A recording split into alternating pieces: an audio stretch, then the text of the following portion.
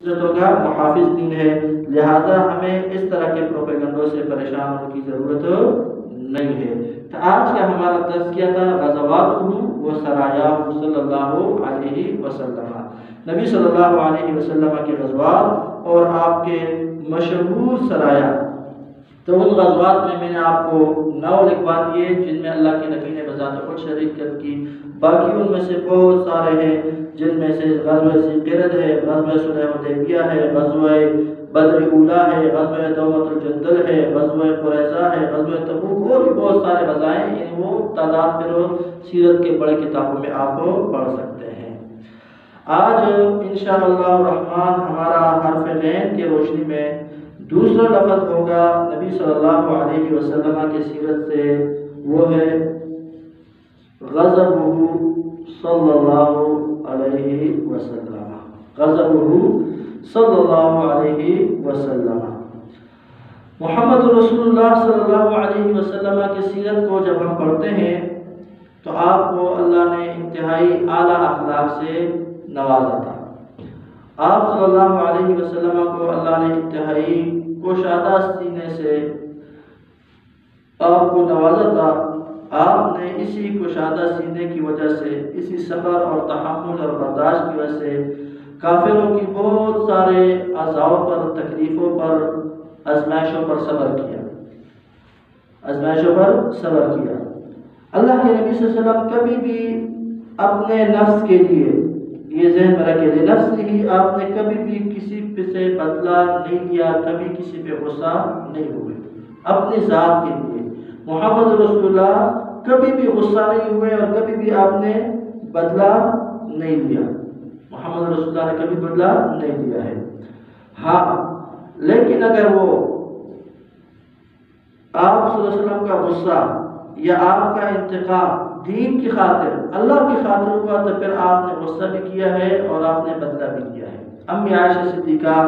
رضی اللہ تعالی عنہ فرماتی ہے، واللہ من تقم رسول اللہ صلی اللہ علیہ وسلم لنفسه فی شیء یقطع علیہ الیہ قط، اللہ کے نبی نے کبھی بھی اپنے نفس کے بارے میں کوئی بھی آپ کو کسی نے تکلیف دی ہے، برا بلا کیا، آپ نے اس کا بدلہ کبھی بھی نہیں لیا، اللہ کی قسم کبھی بھی نہیں لیا۔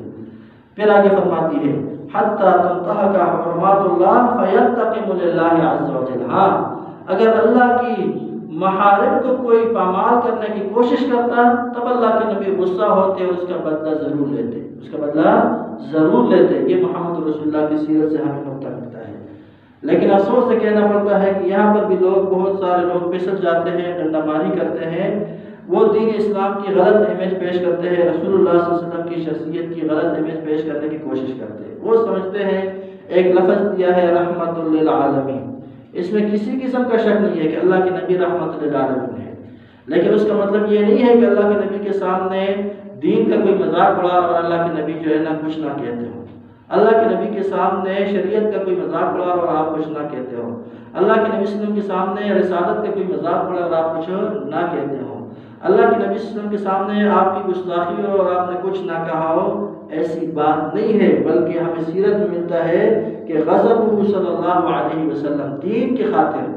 غیرت کیا ہے، اللہ کے نبی نے غصہ کیا ہے، شریعت کی خاطر اللہ کے نبی نے غیرت بھی کیا ہے، غصہ بھی کیا ہے، اللہ رب العالمین کی ذات کی خاطر اللہ کے نبی نے غیرت بھی کیا ہے، غصہ بھی کیا ہے۔ بے شمار ہمیں سیرت سے ایسی مثالیں ملتی ہے۔ اپنے نفس کے لیے آپ لوگوں کے لیے رحمت للعالمین تھے، آپ کے نفس پر لوگوں نے گندگی ڈالی، آپ نے صبر سے کام لیا، آپ کو پتھروں سے مارا، آپ نے صبر سے کام لیا، آپ کو مدینے سے نکالا، آپ نے صبر سے کام لیا، آپ کے گھر والوں پر تہمت لگائی گئی، آپ نے صبر سے کام لیا، ٹھیک ہے، آپ کے ذات پر قسم کی تہمتیں لگانے کی کوشش کیے، پروپیگنڈے کیے، آپ نے صبر کیے، لیکن جب بات آئی شریعت کے کسی حکم کا، شریعت کے کسی اصول کا، شریعت کا، اللہ کی بات آئی ہے، تب اللہ کے نبی صلی اللہ علیہ وسلم اتنا بھی غصے ہوئے کہ احمر وجہ، آپ کا چہرہ غصے سے سرخ ہو چکا تھا، اتنا بھی آپ غصے میں ہوئے ہیں۔ میں آپ کو چند مثالیں اس میں سے پیش کرتا ہوں۔ اللہ کے نبی صلی اللہ علیہ وسلم کے غصے کے، آپ نے غصے کا اظہار فرمایا ہے، ان میں سے ایک یہ ہے کہ ایک صحابی حضرت عبداللہ بن مسعود رضی اللہ تعالیٰ عنہ فرماتے ہیں کہ ایک آدمی آیا، اس نے اللہ کے نبی صلی اللہ علیہ وسلم سے شکایت کی قال رجل یا رسول اللہ صلی اللہ علیہ وسلم انی لاتأخر عن صلاة الفجر مما یطول بنا فلان فیہا، اے اللہ کے نبی میں فجر کی نماز میں اس لیے لیٹ آتا ہوں، میں فجر کی نماز لیٹ آ کے اس لیے پڑھتا ہوں کہ یہ جو ہمارے امام صاحب ہے یہ لمبی لمبی تلاوتیں کرتا ہے۔ اب یہ دیکھیں شریعت کا معاملہ ہے، کسی نے شکایت لگائی کہ اللہ کے نبی فلاں بندہ فجر کی نماز میں لیٹ ہو جاتا ہے، اللہ کے نبی نے اس سے پوچھا، اس نے آ کے اپنا ٹکڑا سنایا کہ مسئلہ یہ ہے کہ میں ایک مزدورکار آدمی ہوں، رات کو میں تھک جاتا ہوں، صبح میں چاہتا ہوں کہ یہ ہمارے محلے کا جو امام ہے یہ مختصر نماز پڑھائے تاکہ ہم بھی جماعت سے پڑھیں، لیکن یہ چونکہ یہاں پر ہوتا ہے خود اور لمبی نمازیں پڑھتا ہے تو مجھ سے نہیں رہا جاتا، میں اپنے کام پہ بھی جانا ہوتا ہے صبح سویرے، لہٰذا میں اپنا علیحدہ پڑھ لیتا ہوں۔ تو اللہ کے نبی صلی اللہ علیہ وسلم فغضب رسول اللہ صلی اللہ علیہ وسلم، اللہ کے نبی غصے ہوئے، فرمایا آپ نے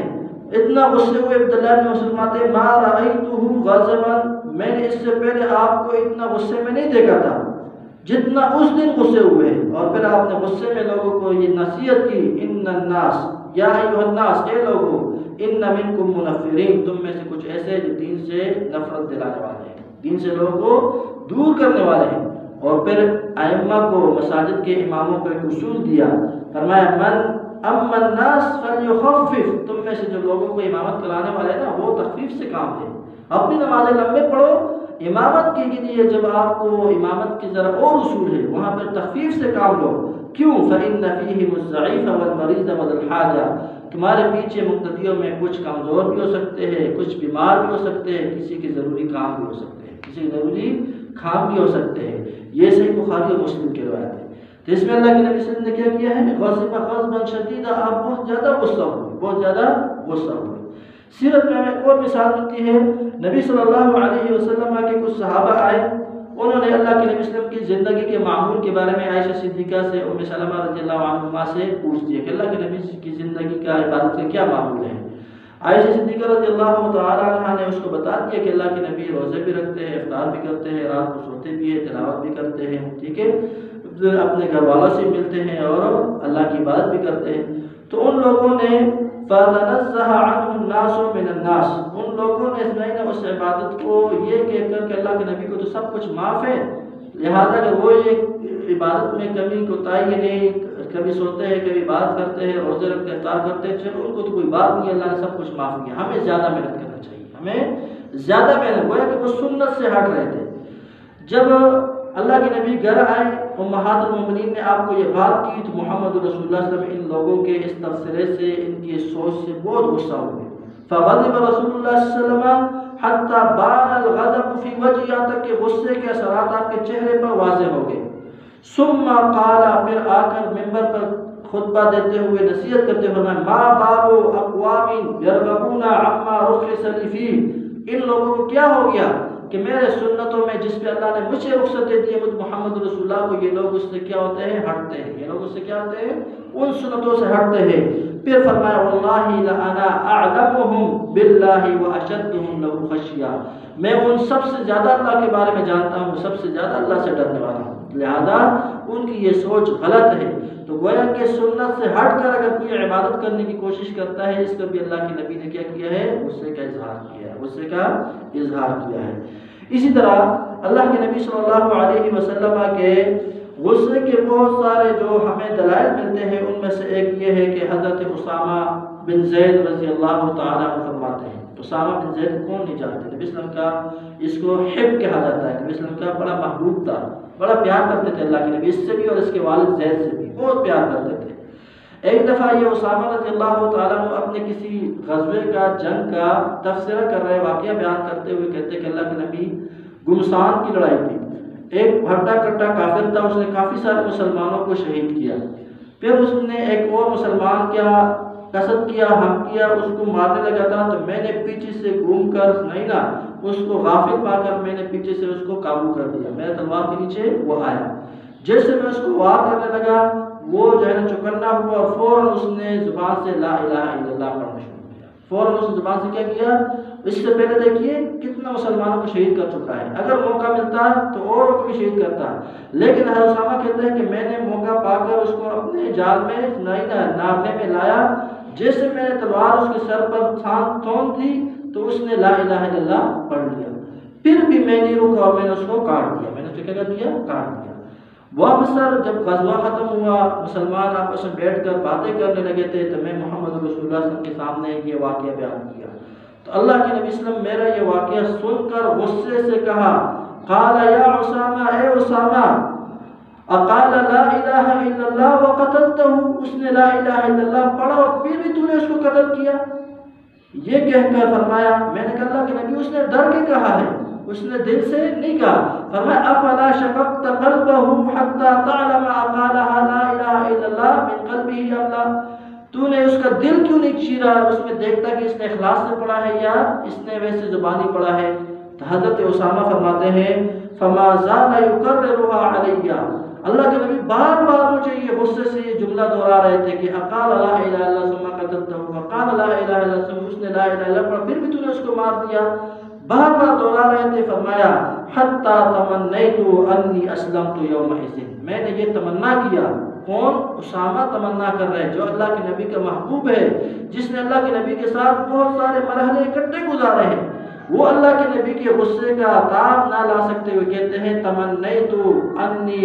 اسلمت یومئذ، کاش کہ آج ہی دن میں مسلمان ہوتا اور یہ پچھلے میرے اعمال کرتے۔ اتنا اللہ کے نبی نے غصہ کیا، تو کیا وہ رحمت للعالمین نہیں تھے؟ یہاں یہ غصہ رحمت ہی کا تقاضا ہے کہ ایک مسلمان اگر لا الہ الا اللہ ایک بندہ پڑھ لے تو لا الہ الا اللہ کی حرمت اتنی ہے کہ لوگوں کا خون اس سے معاف ہو جاتا ہے۔ اللہ کے نبی نے نا مجھے حکم ملا ہے ان اقاتل الناس، کہ میں لوگوں سے لڑائی کروں، حتی یشہدوا ان لا الہ الا اللہ، یہاں تک کہ وہ لا الہ الا اللہ پڑھے۔ جب لا الہ الا اللہ کسی نے پڑھ لیا اس کا معاملہ اللہ کے سپرد ہے، دلوں کو ٹٹولنا یہ ہمارا وظیفہ نہیں ہے، ہمارا کام ہے ظاہر پر حکم لگانا، ہمارا کام کیا ہے؟ ظاہر پر حکم لگانا۔ اسی طرح نبی صلی اللہ علیہ وسلم کے غضب کے، آپ کے غصہ ہونے کے واقعات میں سے ایک اور واقعہ صحیح مسلم میں ہے، رأى النبی صلی اللہ علیہ وسلم رجلا یلبس خاتما من ذهب، ایک آدمی آیا مجلس میں، اس نے سونے کی انگوٹھی پہنی ہوئی تھی، فغضب رسول اللہ صلی اللہ کے نبی غصے ہوئے، صرف غصے پہ اکتفا نہیں کیا، ونزع الخاتم من یده، اس کے ہاتھ سے انگوٹھی نکالی، صرف نکالی بھی نہیں کہ چلو نکالو سنبھالو نہیں، وطرحه على الارض، اور زمین پہ پھینکی غصے سے، اور پھر آپ نے فرمایا یعمد احدکم الى جمرۃ من نار فیجعلها فی یدہ، تم میں سے کوئی ایسا کیوں نہیں کرتا کہ آگ کا ایک انگارہ لے اور اپنی انگلی پہ ڈال دے؟ یعنی یہ اتنا سونا چونکہ مسلمان مرد کے لیے حرام ہے، اور ایک حرام کام پر، حرمات اللہ، محارم اللہ پر اللہ کے نبی صلی اللہ علیہ وسلم کیا ہوتے تھے؟ غصہ ہوتے تھے۔ یہ پوائنٹ ذہن میں رکھیں، محارم اللہ کی جہاں پر پامالی ہوتی تھی وہاں اللہ کے نبی صلی اللہ علیہ وسلم کی رحمت نہیں بلکہ غضب سامنے آتا تھا۔ کیا آتا تھا سامنے؟ اللہ کے نبی صلی اللہ علیہ وسلم کا غضب، چونکہ سونا مردوں کے لیے حرام ہے، محارم اللہ میں تھا، تو اللہ کے نبی نے فوراً اس صحابی پر کیا کیا؟ ایکشن لیتے ہوئے اس کا انگوٹھی نکالی، اس کو غصہ کیا اور اس کو زمین پر پہن کے فرمایا کہ تم میں سے کوئی یہ ایک انگارہ ہے جو انگوٹھی میں پہن رہا ہے، جو سونا مرد پہنتے ہیں۔ اسی طرح محمد رسول اللہ کے غصے کے واقعات میں سے یہ ہے کہ مسلمان اور ایک یہودی کا بازار میں جھگڑا ہوا۔ یہودی کہہ رہا تھا کہ ہمارا موسیٰ علیہ السلام سب سے افضل ترین بشر ہے، مسلمان کو غصہ آیا، فلطمہ یہودی نے، اس نے یہودی کو ایک چپیڑ ماری، وہ یہودی روتے ہوئے اللہ کے نبی کے مجلس میں آیا، پورا واقعہ بیان کیا، تو اللہ کے نبی نے مسلمانوں کو غصہ کرتے ہوئے فرمایا لا تفضلونی علی الانبیاء، مجھے انبیاء پر فضیلت نہ بڑا چڑھا کر بیان کرو، بے شک اللہ نے آپ کو فضیلت دی ہے، لیکن جب ضد میں آ جائے اور دوسرے کی تنقیص اس میں ہو تو اس فضیلت سے اللہ کے نبی نے کیا ہے؟ منع کیا کہ ایسی فضیلت نہ دو جس سے دوسرے نبی کیا ہو؟ تنقیص لازم آتی ہو، تنقیص کی اس میں شیبہ نکلتا ہو، تو ایسے فضیلت سے اللہ کے نبی نے غصے سے منع کیا، فرمایا لا تفضلونی علی الانبیاء، مجھے باقی انبیاء کو فضیلت نہ دو، اور اس یہودی کو بھی سمجھا دیا۔ تو یہاں پر بھی اللہ کے نبی نے کیا ہے؟ اپنے غصے کا اظہار کیا ہے۔ اسی طرح محمد رسول اللہ صلی اللہ علیہ وسلم کے غصے کے اظہار کے واقعات میں سے ایک ہے کہ محمد رسول اللہ ایک دفعہ اپنے گھر آئے، جیسے گھر آئے حضرت عائشہ صدیقہ رضی اللہ عنہا کے کمرے میں ایک کپڑا لٹکا ہوا ہے، پردہ، اس پر جو ہے نا بت و تصویریں بنی ہوئی ہیں، کہ جب ایک باریک سا کپڑا اس نے لٹکایا تھا، اس پر تصویریں وغیرہ بنی تھی۔ محمد رسول اللہ صلی اللہ علیہ وسلم فتلون وجهه، حضرت عائشہ صدیقہ فرماتی ہے آپ کے چہرے کا رنگ مبارک چینج ہونا شروع ہوا، ثم تناول الستر، پھر آپ اس کپڑے کی طرف اٹھے اور اس کو کھینچا، فہتکہ اس کو پاڑا، ثم قال، پھر آپ نے ایک بات کی، من اشد الناس عذابا یوم القیامت الذین یصورون هذه الصور، قیامت کے دن سب سے زیادہ جن لوگوں کو عذاب ہوگا وہ یہ تصویر بنانے والے ہیں۔ یہ کیا ہے؟ تصویروں، اتنی بڑی وعید ہے۔ آج ہمارے گھروں میں وہ کپڑوں کی تصویریں کیا کہ ہم نے مجسمے باقاعدہ بننے شروع کر دیے، جانوروں کے، انسانوں کے، پیروں کے، وہ ہم نے لگا دیے، جو ہمارے گھروں سے رحمت اور سکون اور رحمت کے نکلنے کے سبب بنتے ہیں اور اللہ کے نبی صلی اللہ علیہ وسلم کو غصہ دلانے والا اعمال میں سے ہیں۔ اسی طرح سیرت میں ہمیں ایک اور اللہ کے نبی صلی اللہ علیہ وسلم کے غصے کا ایک واقعہ ملتا ہے۔ اللہ کے نبی ایک دفعہ مسجد میں آئے، کسی محلے میں گئے ہوئے تھے،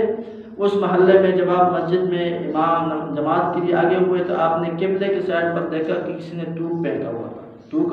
نخامہ پہنا ہوا تھا۔ آپ کا چہرہ مبارک غصے سے سرخ ہوا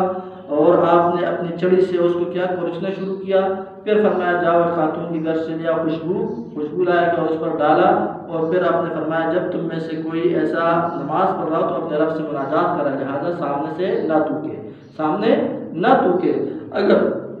زیادہ ہی تھوکنا ہے تو بائیں سائڈ پہ تھوکے اور اس پر پاؤں مل لے، یہ اس جگہ میں جہاں کچی مساجد ہو۔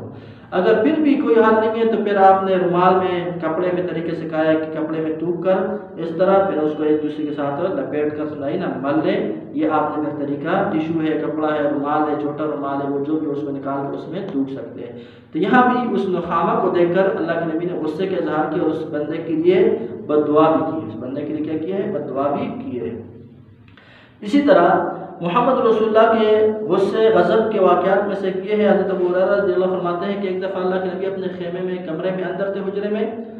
اچانک ہم پہ نکلے اور ہم صحابہ کرام تقدیر پر بحث کر رہے تھے۔ کس پر؟ تقدیر پر بحث کر رہے تھے۔ تو اللہ کے نبی صلی اللہ علیہ وسلم غصے سے نکلے، فرمایا اب ھذا امرتم، تمہیں اس چیز کا حکم ملا ہے؟ اب ھذا ارسلت الیکم، کیا اس طرح کے تقدیر کے معاملات میں جھگڑا کرنے کے لیے مجھے بھیجا گیا تمہارے اندر؟ تم سے پہلے لوگ بھی ایسی چیزوں میں ہلاک ہوئے جن میں انہوں نے اختلاف کرنا شروع کر دیا۔ تقدیر پر ایمان لانا ہے، اس میں بحث کرنے کی ضرورت نہیں ہے۔ اس کے علاوہ بہت سارے اور بھی واقعات موجود ہیں جس سے ہمیں محمد رسول اللہ کے غضب کے، آپ کے غصے کے واقعات اور آپ کے غصے کی دلیل ملتی ہے، جو ہمارے لیے اسوہ ہے، نمونہ ہے۔ کس میں؟ جب حرمات اللہ کی پامالی ہو تو اس وقت بزدل نہیں بننا، اس وقت بے غیرت نہیں بننا، اس وقت بے حس نہیں بننا، بلکہ اپنے ایمان اور غیرت کا ثبوت دیتے ہوئے فوراً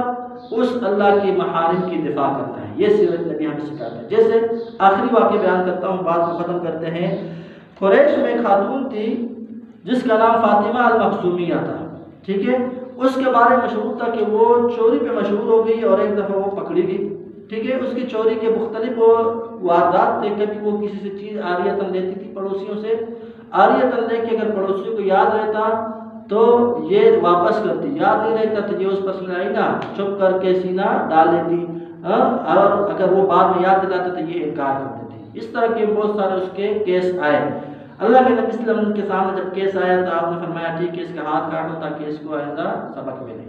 جب ہاتھ کاٹنے لگے تو ہے بھی بنو مخزوم کی قبیلہ، بنو مخزوم قریش کے بعد بہت بڑا قبیلہ ہے عرب کا، قریش کا، خصوصاً نبی صلی اللہ علیہ وسلم کے قبیلے کے بعد بنو ہاشم کے بعد بڑے قبائل میں شمار ہوتا ہے، جو ابو جہل وغیرہ اسی قبیلے سے ہیں۔ تو انہوں نے کہا کہ کون مسلمان جمع ہو گئے، چونکہ مسلمان تھی خاتون، پھر بھی مسلمان سارے چودھری اس وقت کے جو سردار تھے جمع ہو گئے کہ اللہ کے نبی صلی اللہ علیہ وسلم سے کیا کرتے، بات کرتے ہیں کہ یہ بڑی ہماری جو ہے ناک کٹ جائے گی کہ فلاں قبیلے کی، فلاں خاندان کی خاتون کا ہاتھ دین اسلام میں کاٹا گیا چوری کے الزام میں۔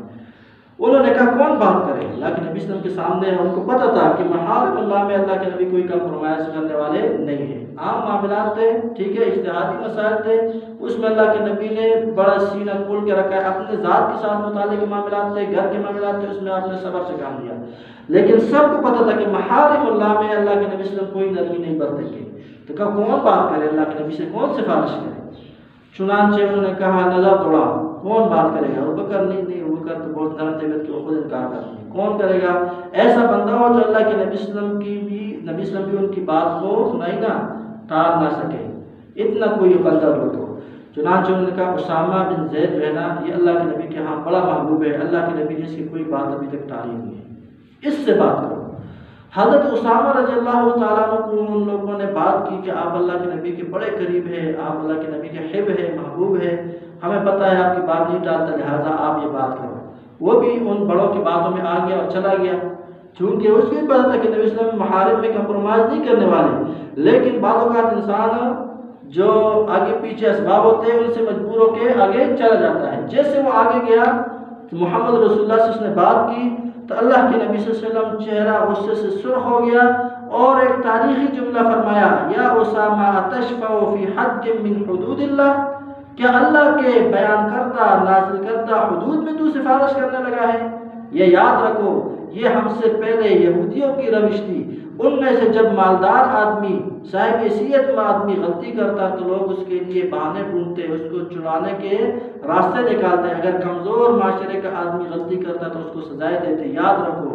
میں محمد رسول اللہ یہ فیصلہ کرتا ہوں، یہ تو محزومیہ فاطمہ ہے،